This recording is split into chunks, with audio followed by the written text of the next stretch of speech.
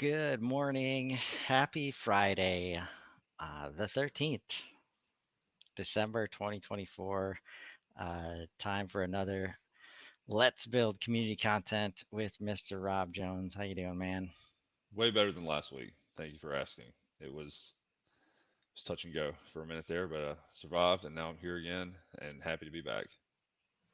I'm happy to have you back. And just so everybody's aware, even though he was experiencing the sickness, he was ready to go uh, for the community. And, I kind of let him off the hook last week. And uh, we're back. And, I don't know if we have talked about, you might be the one show where we really haven't touched on AI yet.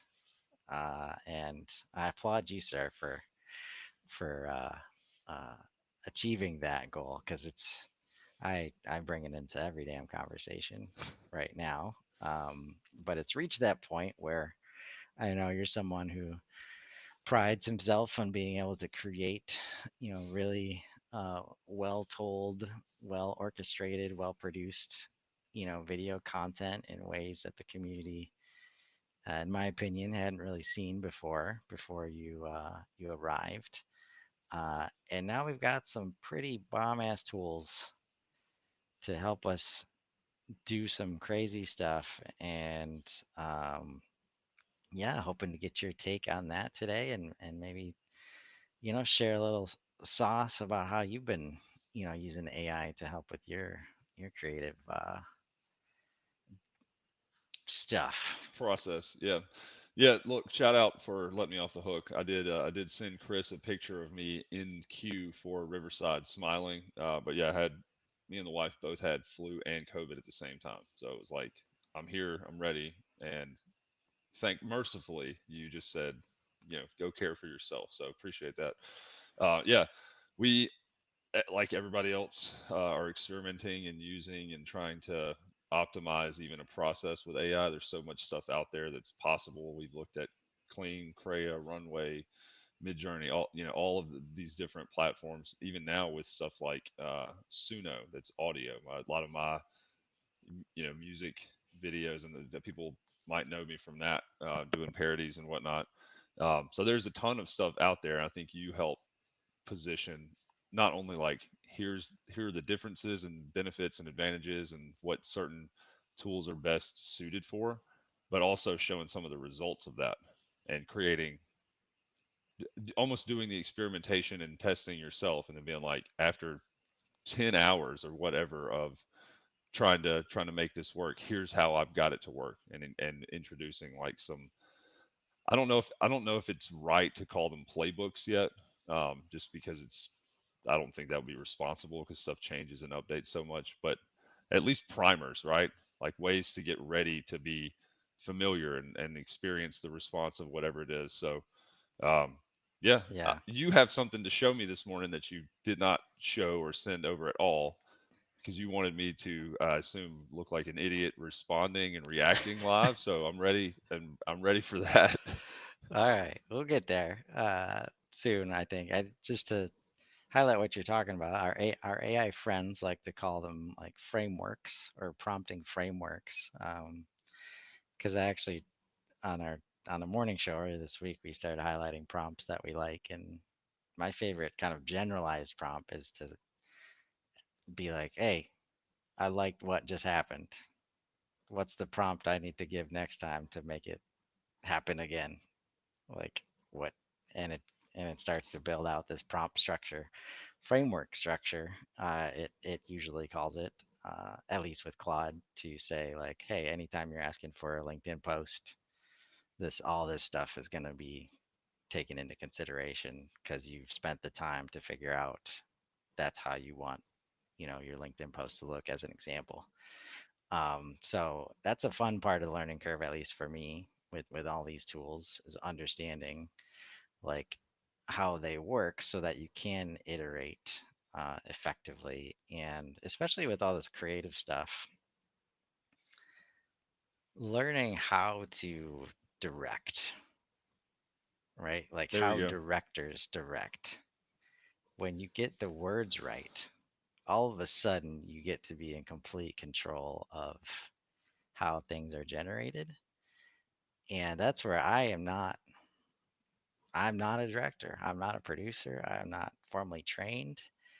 But as soon as I key into the like when I ask it how it's doing the things that it's doing, and there's a tool called Showrunner that's like for animation, and I love sometimes just taking the instructions and just bringing it into Claude, and then I set up a Claude project, and then it helps kind of iterate. But the way it's like, you know, shot left, close in, like these very key words that as soon as you start building out your prompts like that, all of a sudden, like it's doing the things you want it to do versus that would be cool if it was a little bit closer, or like maybe we just like, I don't know, it needs to be from this person's point of view.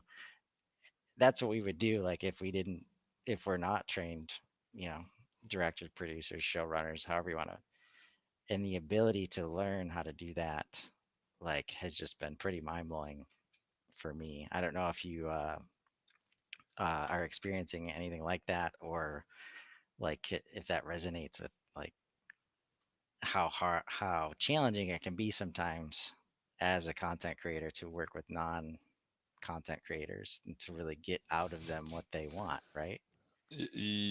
Most of that is iterative, just just period. But yeah, it's terminology based. So that evolution is more like linguistic, for lack of a better word, so that you can say like how I'm framed right now, right? Like this is a chest up headshot or whatever that is. There's different shots that I don't even know as well, but I've had to familiarize myself at least with some of that terminology. But even positioning and degrees and angles, this is straight on, this is at a 45, a 90 would be here.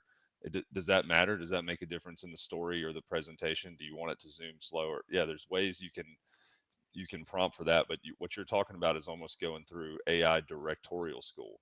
Like because you that to me that's part of what content creators are that are really good have the ability to do, to especially with video, is tell the story and have different ways to make it resonate. And so a lot of that you see it in B2C or like individual content where there's a lot of cuts or there's a lot of transitions or whatnot. That has proven to like hold attention longer when change happens. So if you can start figuring out ways to, we build it in scenes. So we literally do storybooks. We put something out yesterday that Mizzy worked on, and it he wrote out different scenes. Within those scenes, had shot lists, and then built that into a linear storyboard framework within. Um, I mean, produced from DaVinci, but took mid-journey images, rendered them to get the look, and then takes those different scenes and shots, and then you can manipulate them almost. If you're making a, let's call it 1 minute 30-second video, you can break that down into 10 to 15-second scenes, and then within each of those scenes there's different types of shots and elements of the story that you kind of have to build out. So that's that's how we have been having any, some success and creating some good stuff, um, from an approach standpoint. Is that what you're starting to see now? Is that, all right, I can get really granular here, let me create a scene that I can now stack. Oh yeah. Yeah, so here we go. Let's just not Yes. make you wait too any longer. Um, and so Sora has been talked about for a while, at least a few months, I think, as coming from OpenAI, and it was day one announcement of their, I think, shipmas, or maybe it was day three. I don't remember. They're blessing us with 12 days of shipmas where they keep giving us cool stuff. And Nico nailed it as far as Sora being one of these things that he was expecting.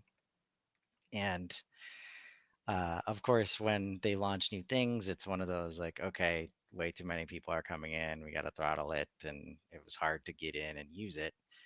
So I hadn't touched it. Um, but Nico got in a couple days ago. George got in yesterday. So today, while we're on the show, I'm just like, okay, let me see if I can get in, and was able to get in. Gave it this prompt: three dudes morning show podcast about AI, 10-second clip, right?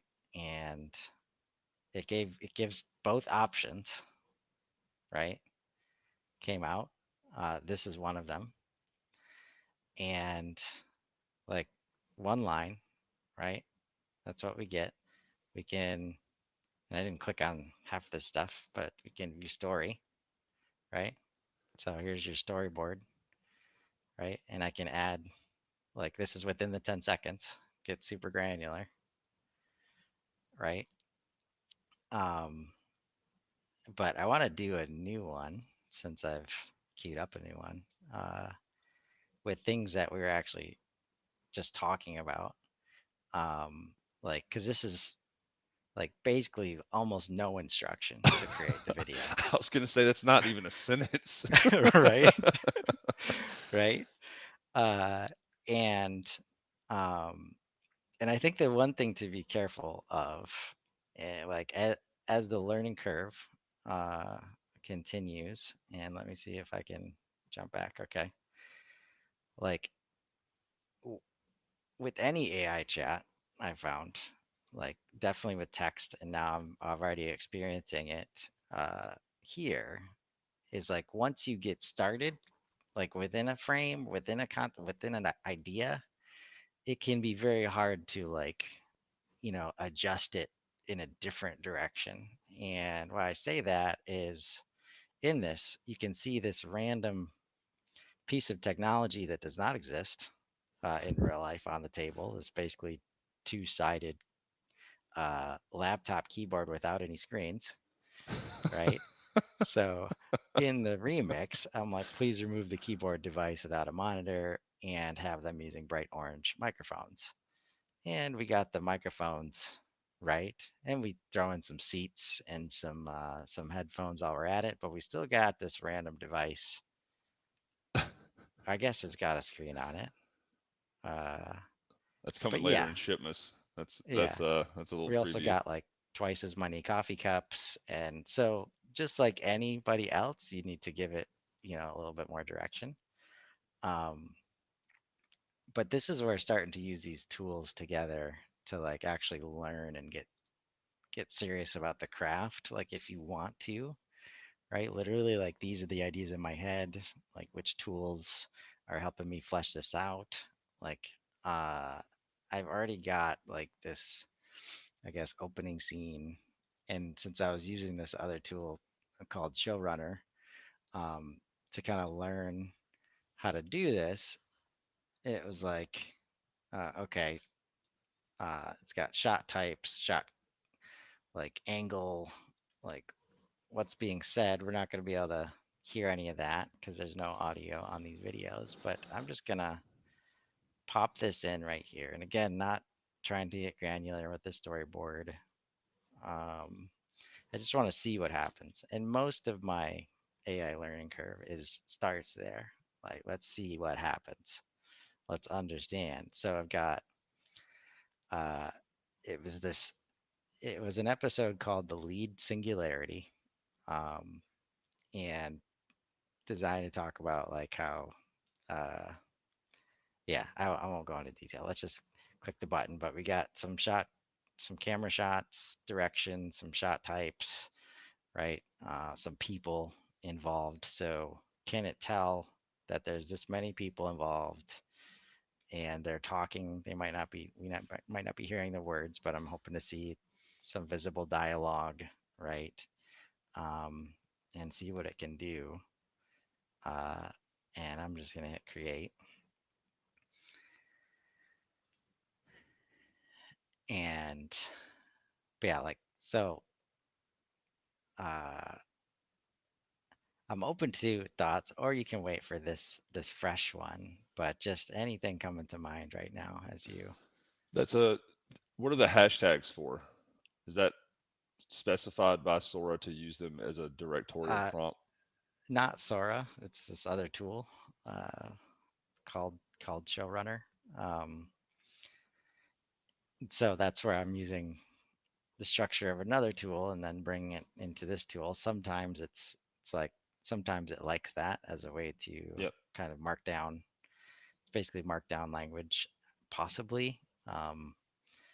But it's where these different apps sometimes figuring out how to use them successfully together. Oh, all right, we got text on the screen. Uh, Okay.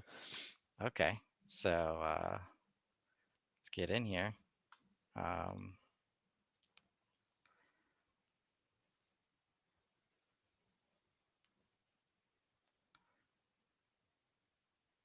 yeah. Uh, so that was option one. And then option two, yeah, not sure. Again, this is where I probably need to give it exact language. But clearly, like, this is a completely different like style of video, right? Yep. Like we basically went from just like casual like recording around a podcast to like there's like planned production feeling that I get. Not just because I have this, script, but it's like the vibe for me is definitely like, is this a show? Like what? Like it's not the same at all. Uh, and of course, I gave it that direction. Now we're seeing all these cuts, like way more cuts. Um, Yeah, I have and some thoughts. This is wild. You did not. I was going to ask before on the first one. Obviously, the prompt is different. Even the language and syntax that you prompted the second thing with is different, and the first was pretty minimal. It was weird to me, or really not weird. It's interesting to me that you're noticing stuff almost like highlights. Like there's too many coffee cups. There's this monitor that doesn't exist. There's this piece of tech. All I thought about is with very little direction or prompting emotively, AI just assumes these people are happy. And it put AI as the name of the show, and it had very sunny and positive interactions and whatnot. yeah, Giving it the word tension, because that is what the title was, and some emotive words, it understands not only the dynamics production value wise that would create tension, but the people in, the renderings of the humans look like they're tension. Even the guy's eyebrow, and right there, that his eyebrow there. Um, yes, there is. So it, massively impressive that knowing from a emotive word prompt how to translate that both into the shot setup and how the characters are looking and interacting within the shot. That's wild. yeah. No, it's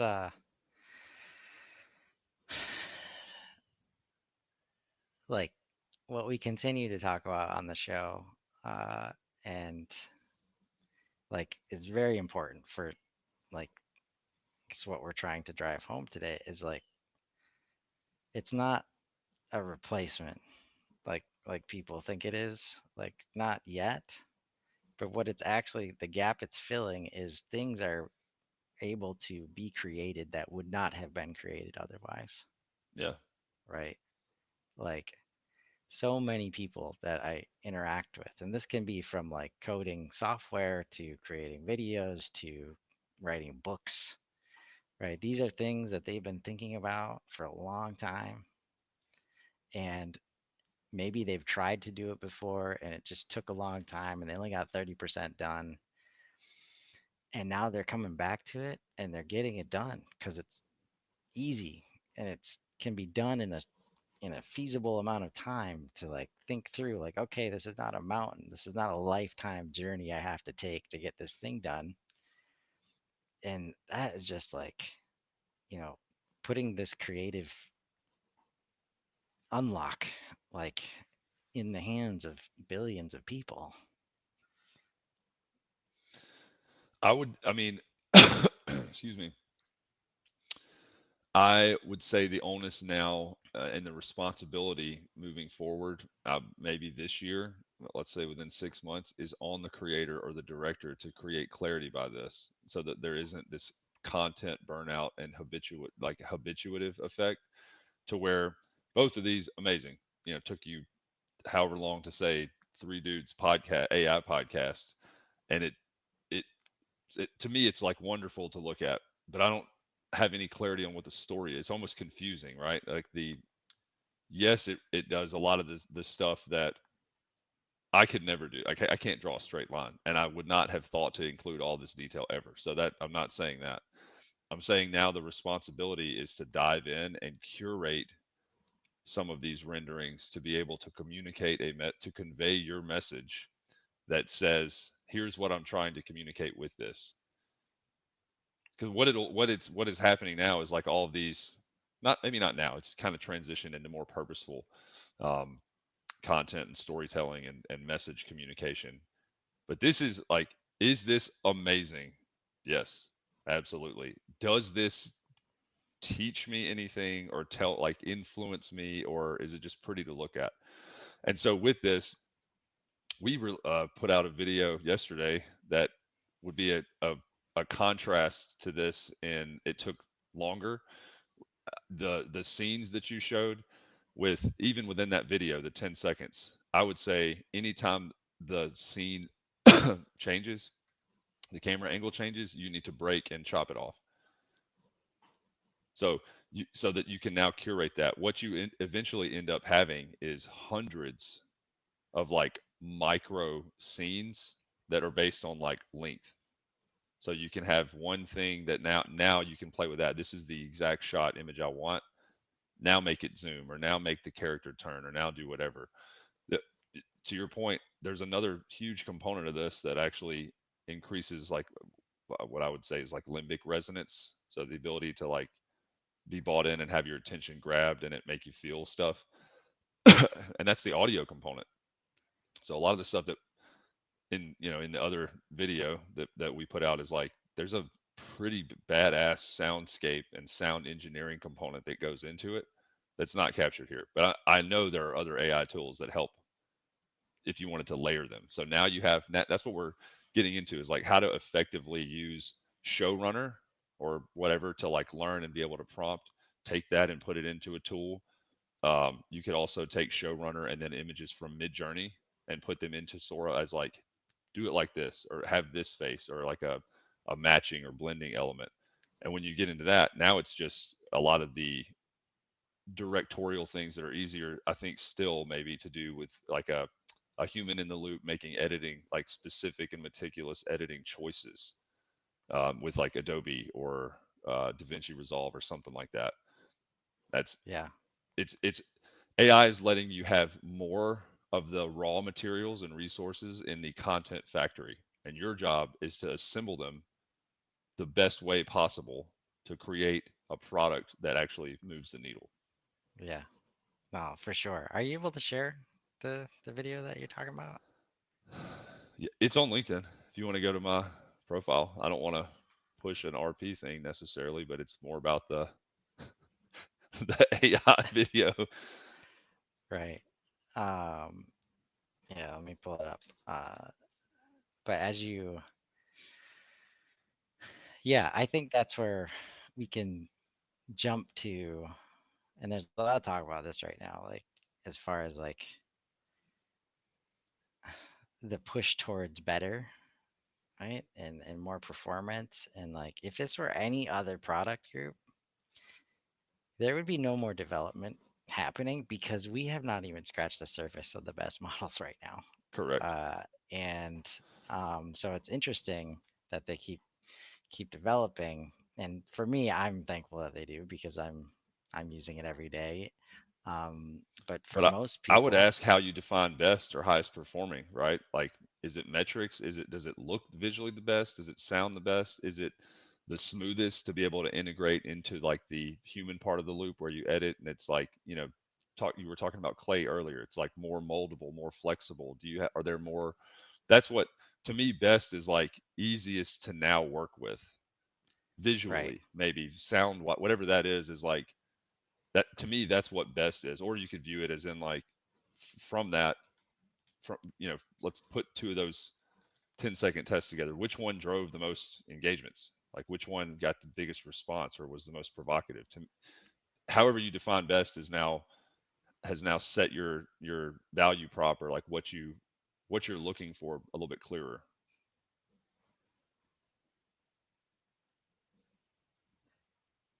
Yes.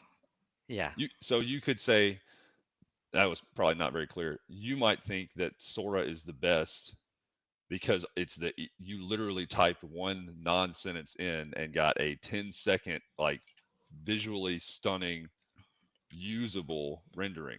Maybe that is how you define best. Not sure. Well, I'll say like I definitely haven't. I'm usually on the side of user experience, so I'll agree there. But I think in most cases when they talk about the wall or like are does more like scaling laws about more GPUs and more space and more learning means better models and stuff like that, kind of performance. But that's where I'd say like for in 99% of users that it's like will they tell the difference between 1,000% better and 1,000,000% better, No. right? No, right? I'm blown away by this stuff, and most people are once you see it and kind of feel it and touch it for the first time. um, Most of the value that you're going to get comes with your ability to learn how it works and start to collaborate with it. And that's where a tool like Sora, and I think the majority of the most valuable use cases of AI right now are related to, like when I first saw that output of Sora, it's like how much time has been spent, like B-roll, right? Like stock footage, just doing extra stuff because we might need it later. And let's just have it. And then, oh, let's go look for it. And like, hopefully, we use the naming convention. We definitely spent some time doing that if we did. And now we can go find the thing. And is it going to work in this video? Like, those things where it's just the background stuff um, would be my first like use of this, right? Can I tell you how a line like my favorite video and favorite kind of like weird project this year was a result of me blocking a task that involved getting B-roll for some of the shots. And so it was like just like whatever the it was my fault, but I was like I'm not able to do this, whatever. Um, give me like the three shot list that I can film and then just use B-roll for the rest. Well, the whole video is now AI B-roll, but it's like, oh my god, like this is being able to tell a story lyrically with a parody and then have the images exactly match that is wild. So there's another really interesting value component to this that I think needs to be said. It's who is the value for?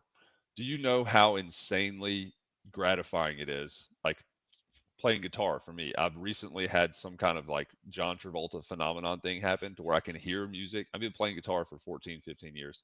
I can hear it and now know what key it's in and know the melody like within a couple of minutes. That's probably common among musicians and whatnot, but it in a matter of legitimately the last 3 weeks, I can, playing Christmas songs. It's like I can now see that and translate it.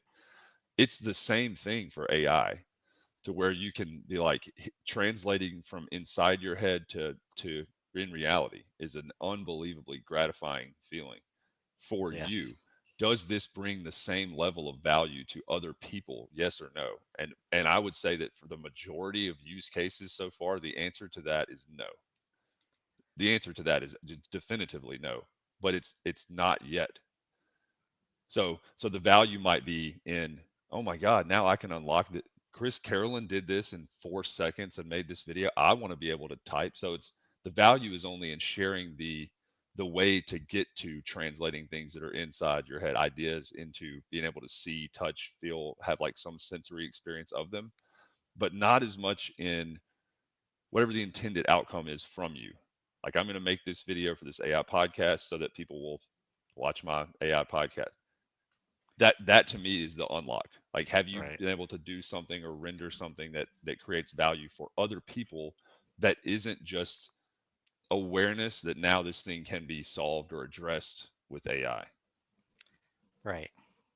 Yeah, no, I think that's a great point. And I think it does come back to this idea of B-roll. There's so many things that need to happen in the creative process that when the leader just says, make me a cool video, and it's like, there's no understanding of, like, yeah, you just told me to get B-roll, but like, okay, it's not just like go like wave a camera around and then all of a sudden I just go into the bucket of B-roll and just like, okay, it's ready for me, right? There's a lot of effort that goes into that, but that's never felt, right? It's still the cool video or not a cool video at the end of the day.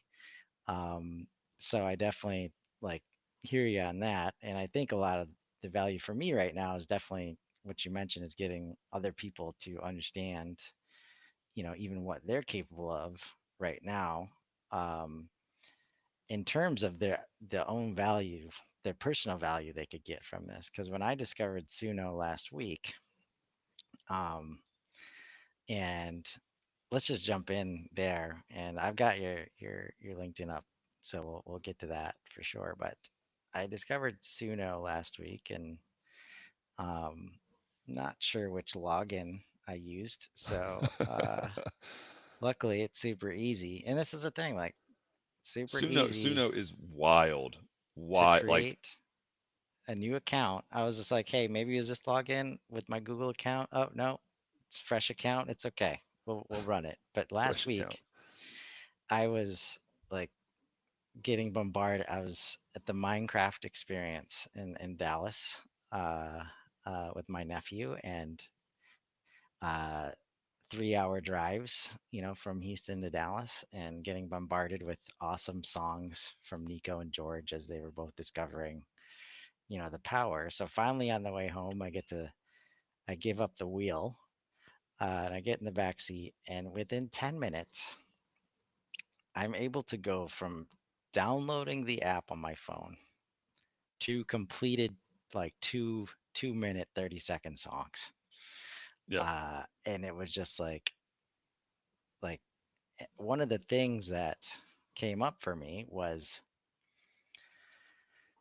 like from a selfish perspective, like I don't need somebody else to create music anymore.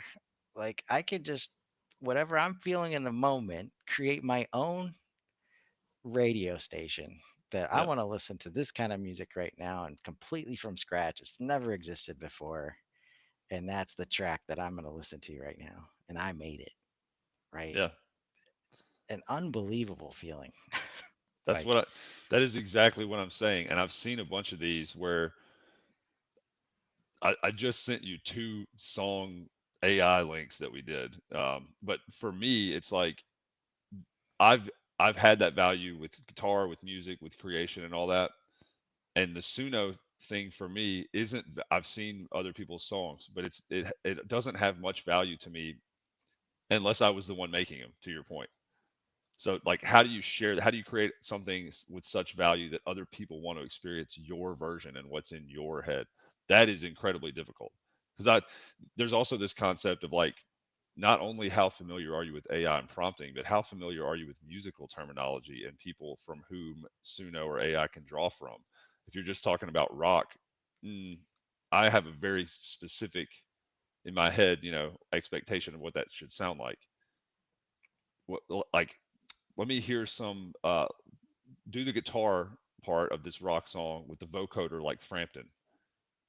That would be interesting to me, but that gets more into like being incredibly granular and specific once you have something to refine it into a product that is, better. I you made an interesting comment earlier. Can people tell if it's a million percent better or or whatever, 1,000% better or a million percent better? Do you know how many colors there are? Like trillions, right? Can I barely know my primary colors. So some of that art, right, in the shades and color is lost on me. Doesn't matter as much to me as something creative and artistic like a Pink Floyd guitar solo, like that tone. That's very distinct and specific and has created almost like an indelible impression that now I expect from that type of music. It's the same with video. You could be like, who are your favorite directors? What do they do that sets them apart? Well, Del Toro. Like now we get into that. What kind of patterns do they have? What kind of stories did they tell? What kind of themes and topics and shots and whatever else? Interesting stuff. Yeah. Touch on that last part again, where we can kind of plug into what the greats, are doing and kind of, learn in that method. It's the for me, it's the as somebody charged with this, my fiduciary responsibility is creative, like creative fiduciary responsibility, and it's the single dot theory. Like if I show you a white wall and there is a dot on it, a blue dot or one black dot where your kid maybe had a dot, that's all I can think about. It significantly impacts the experience of the white wall or the whatever, right? Because there's this one thing that's standing out in these videos. In being a director or being like putting stuff like this together, you have to make sure you eliminate those so that there's continuity of what you're presenting. So if you're watching something and you like, I don't need to give you an example. You gave me one earlier when you were like, this is great, but look, there's three. Look, what is this technology doesn't even exist yet. As soon as you can spot that, for me at least, the experience is ruined. That now you've plunged into the uncanny valley. Now now like the that the wool's being pulled over your eyes. So there's something to that where the job is to make the representation specifically through AI as seamless as possible. Now, if you're doing it with humans or whatever else, there's almost some beauty in the bloopers, in the roughness of it. And if it has that, you need to have continuity throughout. So if it's expected to be low value, low production, like a certain style, it needs to carry that throughout, or else it's confusing to the viewers or the recipients of the content. It's like a typo, like a creative artistic typo. You imagine reading, 4 score and 7 years ago, and they spelled a go with another O, and it was a goo. Like, how different do you think that type of thing? The one extra thing can destroy the rest of whatever it is that's being experienced or viewed. Yeah. Oh, and that happens with AI all the time, right? Yeah, Like that, like how I and it definitely depends on the viewer. And this is where there's a balance to be had where like how deep and hard do you need to go for it to be valuable for somebody else? And we're always talking about B2B versus B2C, and how this stuff is delivered in a way that's going to be, recognizable but also novel, and all the different variables that we kind of put in front of ourselves to try and create good content. Like how many people, you know do you know that they won't notice that random device on the table that's not real, and they'll just be blown away by like this scene. Like they're not going to think too hard because it's not something that they care as much about, right? yeah. um but for the creators, this is where like as soon as you unlock that part, like you start, I would imagine, that most people notice stuff like that, like, right away. I mean, even me, I remember, Game of Thrones. Uh, I forget which The season coffee that cup. was. The coffee cup. Like, oh my lord. like, Yeah, that had to have like, been the last season, bro. I do not get me started talking about Game of Thrones. No, we're not going down that road. But yeah. yeah, that's a And good that's a good example of it. but it's interesting as we're talking out loud, like the way kind of my stance, not stance, but just maybe the approach changes where I was like, I've always been the guy, like, let's get expectations right. And like, why are we so critical of things? Like, do you enjoy paying 15 bucks for a movie ticket and then just hating every movie that you see? Or like, what is the value? And like, and it started with like, um, being a big Harry Potter fan, but like working at the movie theater, and I didn't read any. I didn't read ever. I listened to, the whole series eventually, but it wasn't until movie number five, um, Order of the Phoenix, I Yep. think, right? Where I actually listened to the book prior to seeing the movie, and it was immediately like, oh, this is what people feel like when they complain about how the movie wasn't like the book. Yep. Uh, I I wasn't necessarily complaining about it, but it was like understandable. It's like, okay, I get it now. I won't be so dismissive towards you, because obviously we got a lot of that, working at the movie theater.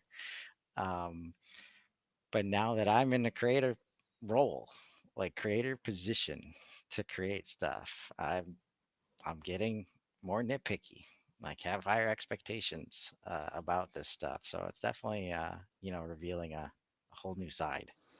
Your your job as a creative to me is to create this concept of bingeability, not only from you as a creator or your brand or whatever you're representing, but think about virality, right? I've recently kind of shifted the mindset, especially with bots and accounts and pot. Like I'm not interested in like the total vanity metrics necessarily. That gives me some indication of like, hey, is this valuable? I would be more interested in how many times has Chris watched this video? Like how many times has an individual come back and been like, damn, this is the best piece.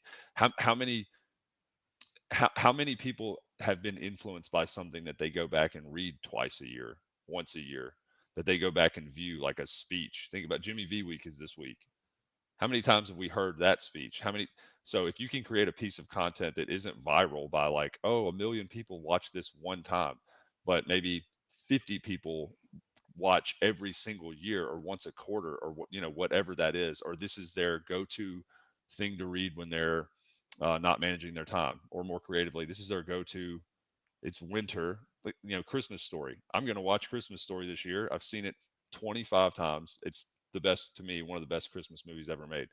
And once you do that, you can get into really understanding for me, the beauty in some of the storytelling and some of these tiny, tiny little moments, right? Like I did this, I had an eye appointment yesterday, got back in, could not even read my screen. And so I'd gotten my background set up to just say soap poisoning, right? Like to that to me that there's value in that.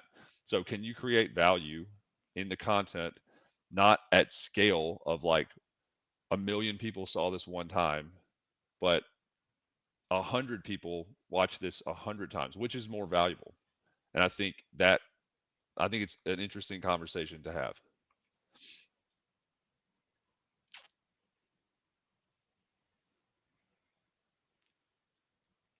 You look like you disagree, which is fine. No, no, it's just a lot to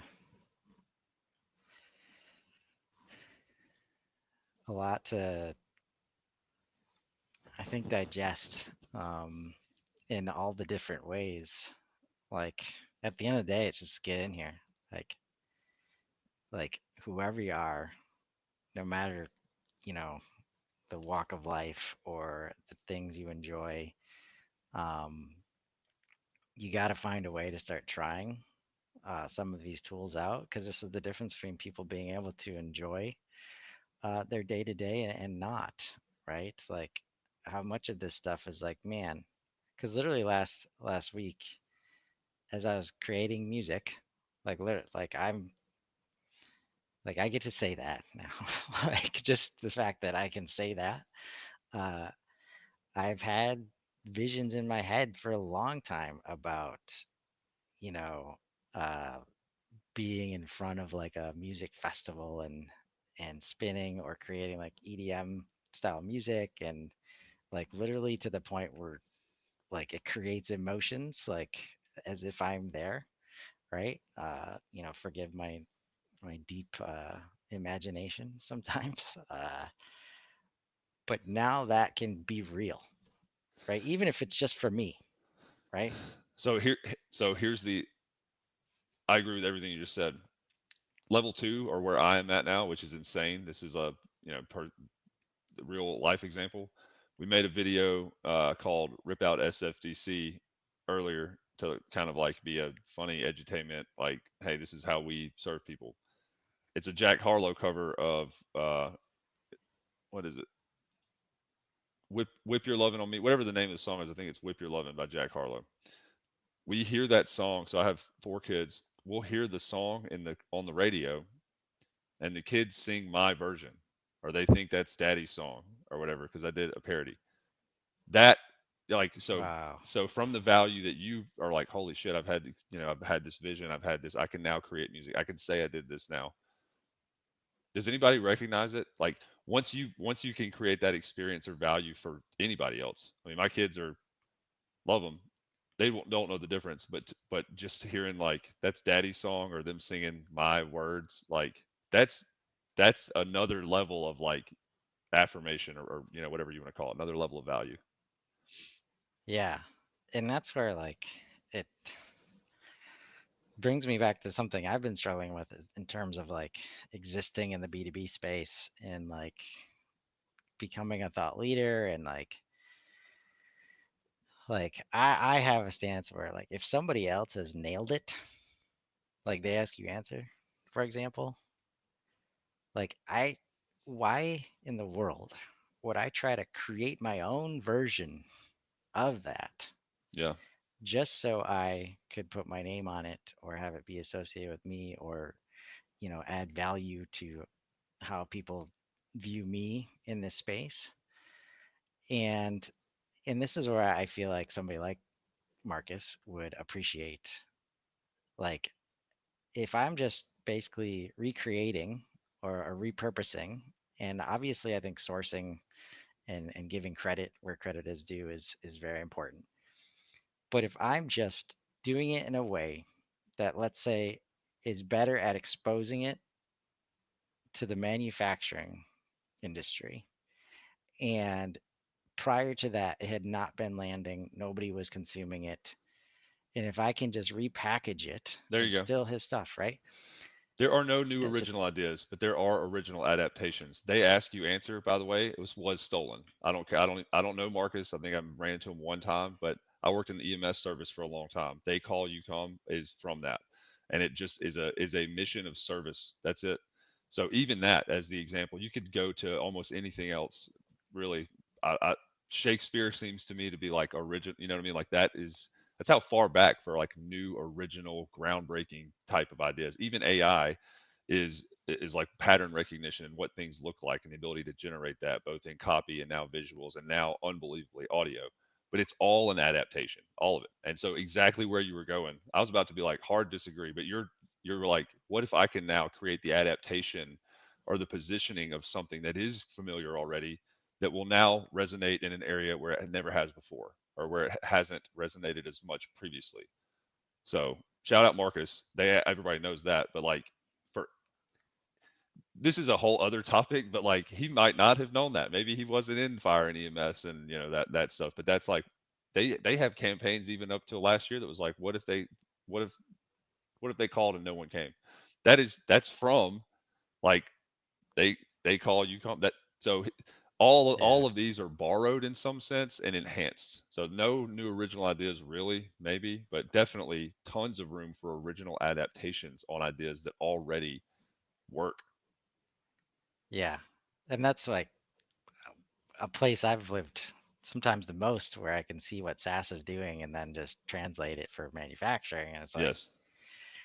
it's uh it's so powerful when you can do that, especially when you're so frustrated at how valuable you see it over here. And for whatever reason it's not coming over. There's a ton of value. That's where we start to cross over into distribution and you can just get way too caught up in all the tactics between creation and distribution and targeting and this, like going live every day on LinkedIn, uh, without necessarily worrying about that part opens the door for new audiences, to reveal themselves at the same time, um, which is a very powerful thing. Um, uh, Man, 7 minutes. We I have know. been. Uh, so uh, I'd like to. Yeah, let's get it in here. Need to show Suno at least once, um, and then I've got your videos queued up. Uh, so let me just share. You got And some of your Suno music? I've, I'm just gonna create some new stuff unless you got some stuff at the ready. I I guess I could share. I sent you two links. One is we asked about like holiday or Christmas AI. Sent a that video. Yeah. It is an AI holiday video that we made. All So right. even as like a comparison or like what uh, a competent human, not me necessarily, but we have a pretty awesome media team, and the story and script and song was for me. But that it'd just be a fun holiday AI, like hey, with a little more scripting or storytelling, or somebody that has done this a lot. This is what it could look like. Yeah. Let's run it. And if I can full screen it and let's see, volume, maybe.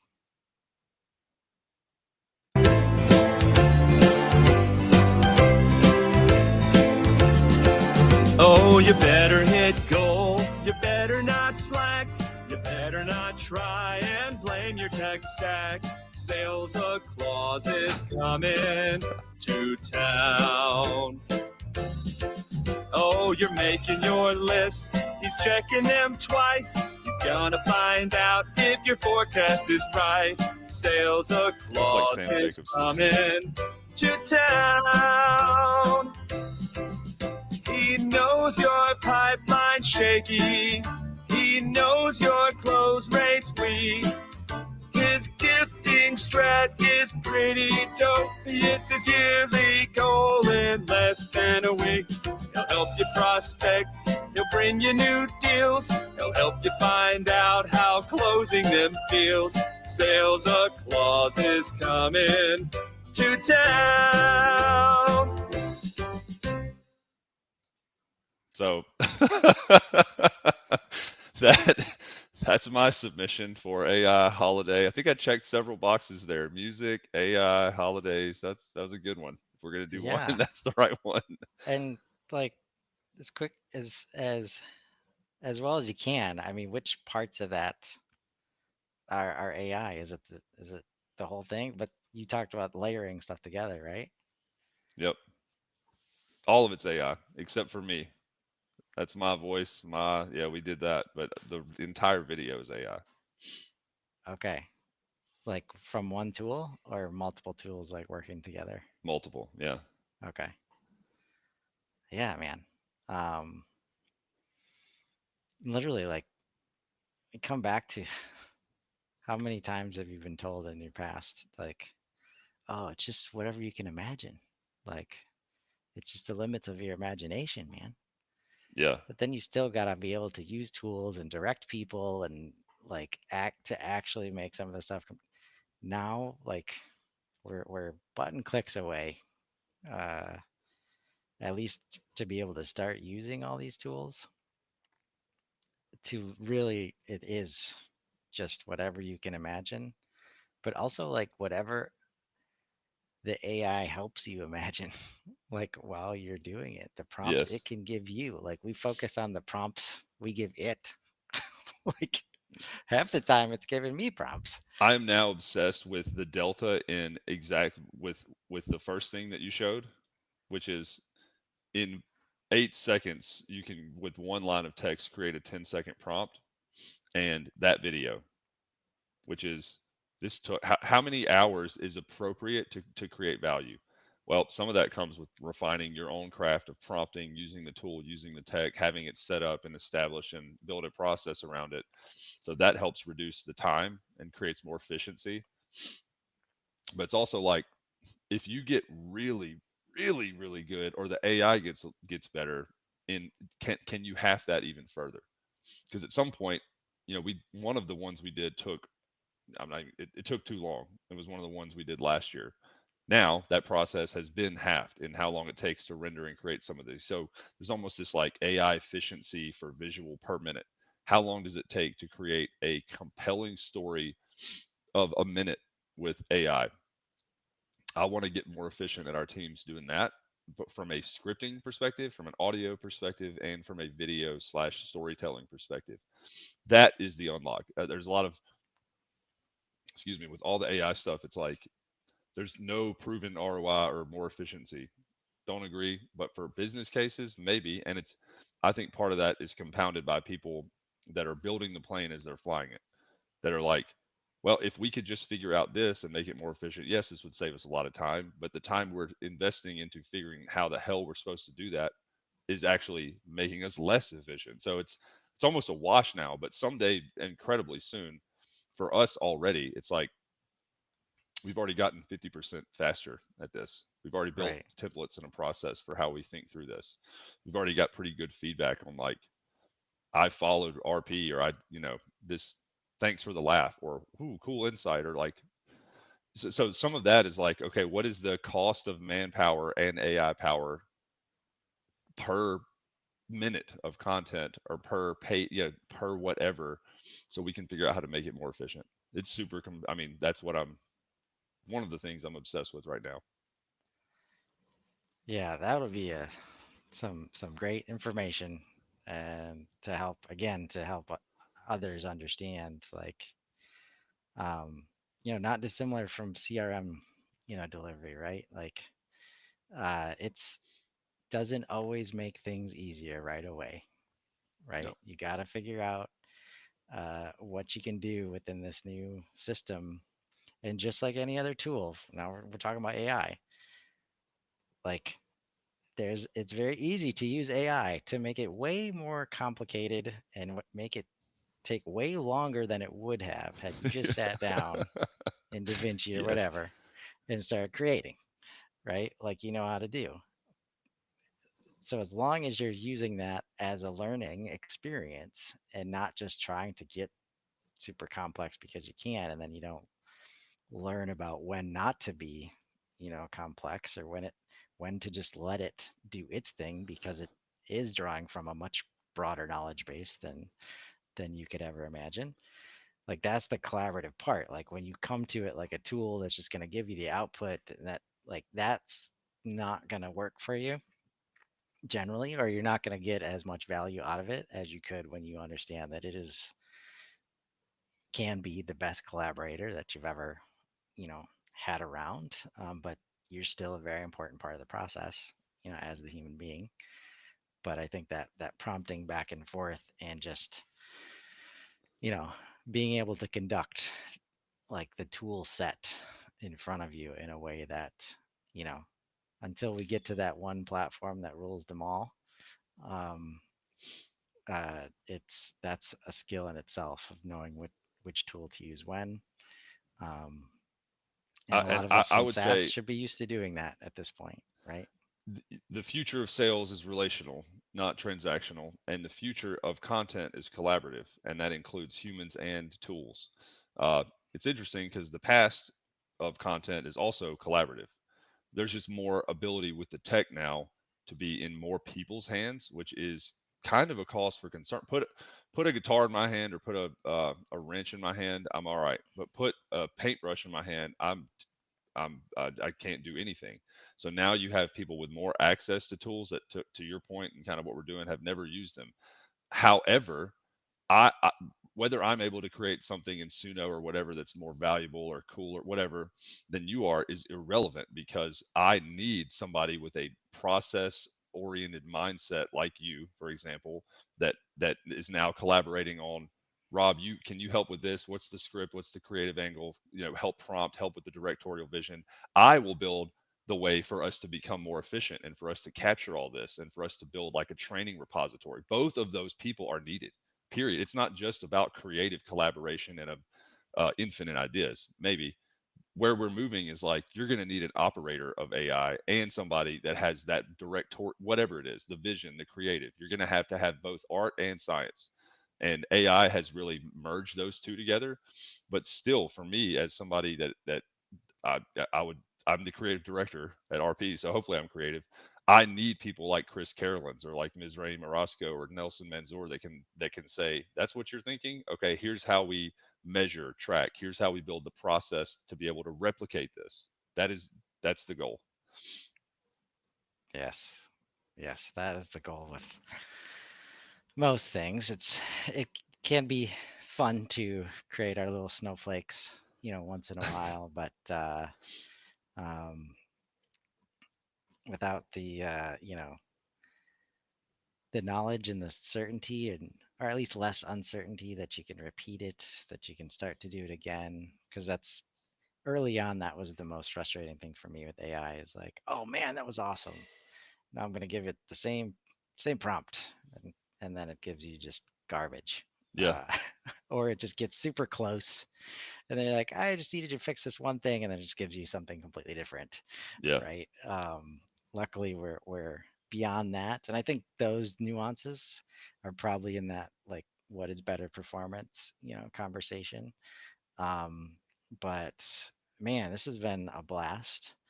Um, I've got some ideas that maybe we could work on together to uh, really hone in on that case study about how long does something take, and maybe we can create something for the community. Um, yeah. I'd be interested to hear from anybody else about what they found as well, because it's all so new. You mean literally you're talking about Sora as one of the 12 days of Shipsmas that how long ago was that available? You just said you got into it what like yesterday? this So week. so so you're gonna if you see anything on LinkedIn about like here's the master play, that's all just crap. Like just because nobody's figured it out yet, but people are getting close. So part of the story that I may have figured out, it's like here's how you render, here's how you scene select, here's how you storyboard. Some you may have figured out like actually you need to replace this and it's better for this type of prompt with the hashtag like use showrunner. That just exponentially increases the rate at which we're going to find out what we're looking for is, and that's like the efficiency concept. So hey, anybody that has the John Vanderwaites of the world and like the Nico what's up, like anybody that's stumbled upon this specifically with like becoming more efficient in a process, DMs are open. Let me know. Yeah, already brewing in my head. Uh, that's at the end of the day, that's what gets me going the most. That's why community content is the name of this show that I enjoy doing with you every week. Bringing people together to collaborate and just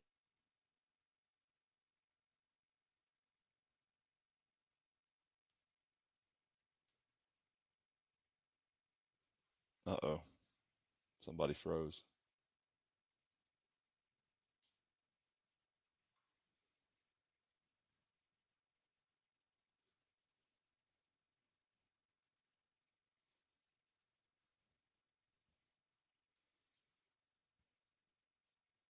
Chris, we're live, man. This is dead air.